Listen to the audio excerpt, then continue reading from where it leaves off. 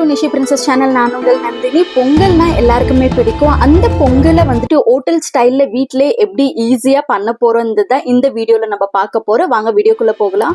So இன்றைக்கி நான் எடுத்திருக்க அரிசி பார்த்திங்கன்னா எக்ஸாக்டாக 1/4 கிலோ. இந்த பெரிய கிளாஸில் வந்துட்டு அரைவாசி பருப்பு, அரைவாசி வந்துட்டு அரிசி, பச்சரிசி தான் எடுத்திருக்கேன்.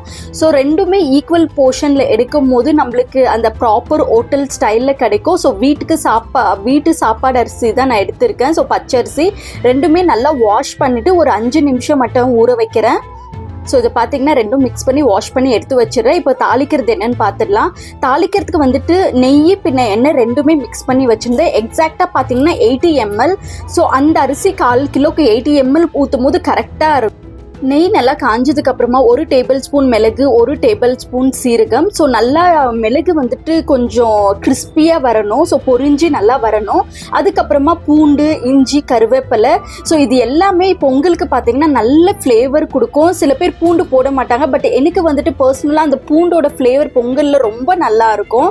நெக்ஸ்ட் பார்த்தீங்கன்னா நல்லா காஞ்சதுக்கு அப்புறமா பூண்டு, கருவேப்பிலை, இஞ்சி எல்லாம் நல்லா பொரிஞ்சு வந்ததுக்கு அப்புறமா தண்ணி வந்துட்டு எந்த ரேஷியோன்னு பார்த்தீங்கன்னா 1 கிளாஸ் அவளுக்கு நான் அரிசி எடுத்திருக்கேன் இல்லைங்களா. ஸோ 3.5 கிளாஸ் அவளுக்கு தண்ணி சேர்த்துருக்கேன். ஸோ அது கரெக்டாக இருக்கும்.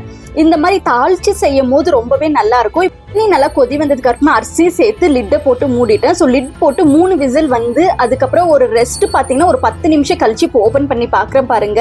ஸோ மேலே பார்த்தீங்கன்னா அரிசி அப்படியே தெரியும். அது கலரி விடும் போது நல்லா குழஞ்சி பொங்கல் எக்ஸாக்டாக நம்மளுக்கு எந்த மாதிரி வரணுமோ அந்த மாதிரி பர்ஃபெக்டாக இருந்துச்சு. ட்ரை பண்ணி பாருங்க. ட்ரஸ்ட் மீ, ரொம்ப ஈஸி. ஒன்றுமே இல்லை. பொங்கல் நம்மளுக்கு வந்துட்டு ஹோட்டல் ஸ்டைலில் சாப்பிடணும்னா நம்ம எல்லாருமே யோசிக்குவோம் அந்த மாதிரி வராதுன்னு சொல்லிட்டு ரொம்பவே இந்த மாதிரி ஈஸியான மெத்தட்லேயே நம்மளுக்கு சுலபமாக பொங்கல் ஹோட்டல் ஸ்டைலில் கிடைச்சிடும்.